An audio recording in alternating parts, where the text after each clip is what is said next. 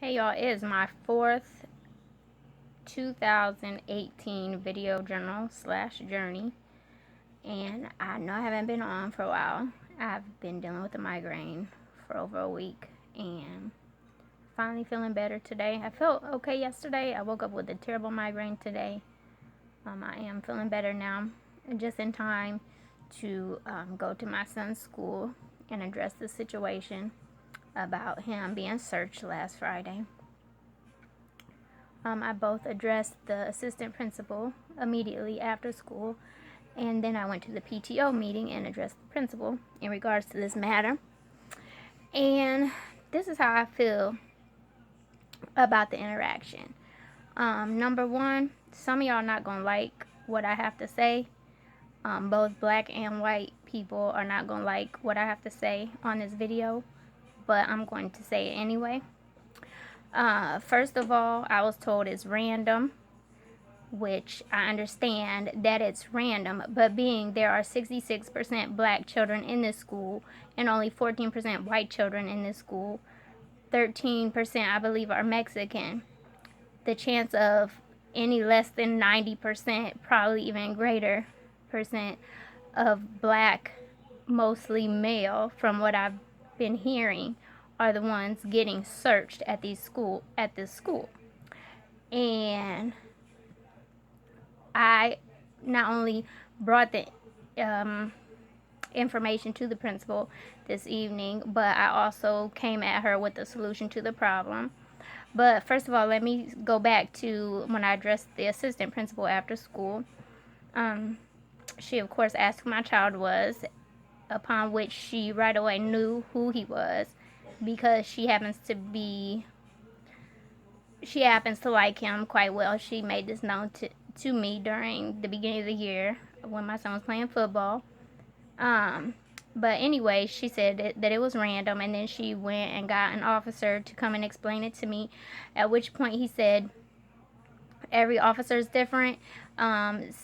Sometimes they'll pick out 1 in 6 children, sometimes they'll pick out 1 in 10 children. There's really no rhyme or reason to that. Once again, I reiterate that even if that's the case, over 90% of those children are going to end up being black because that's what the majority of the students are. So, doing it that way, unavoidably, there's not going to be any equality to that situation. So, I went to the principal this evening, and her name is Annette Coleman. I have known her since she got right out of high school.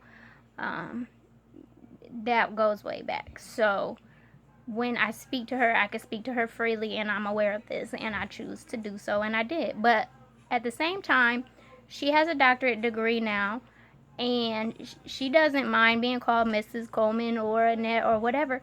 But in all honesty, I feel like, I understand she's modest and humble, and I appreciate that, and you could be that way. But at the same time, like, these children are looking up to you. So take your place, Dr. Coleman. You have earned it.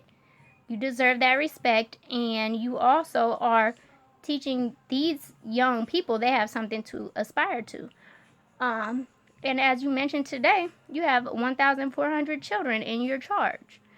I would like personally to express to you, Dr. Coleman, so I hope this video gets to you, that essentially you are in charge of raising a nation. So after our discussion, I didn't feel confident that my words went beyond your ears. Yes, I understand you will probably speak to my son tomorrow, just to make him feel better about the situation or whatever. But you are in charge of basically a nation. So are you going to raise up a nation of followers, or are you going to raise up a nation of leaders? And the reason I say this is because the shock that both you yourself and Mrs. Hawks had when I came and approached this situation, that I was the first parent to address a concern about the situation. Does that surprise you, really?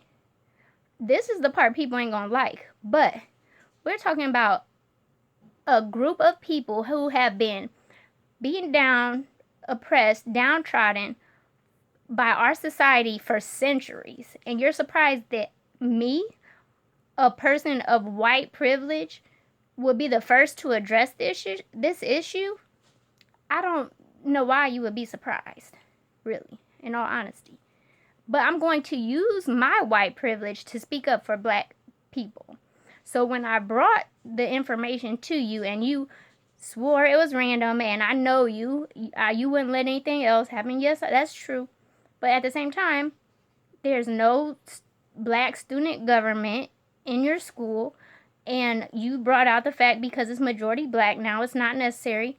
It is necessary because I want you to be teaching these young black people to be leaders, not to be sheep, not to be followers, to be leaders. That's my charge to you. I hope you get this message. Have a great day. I'm sending out love, light, and healing energy to y'all. Pass it on. Until next time. Later.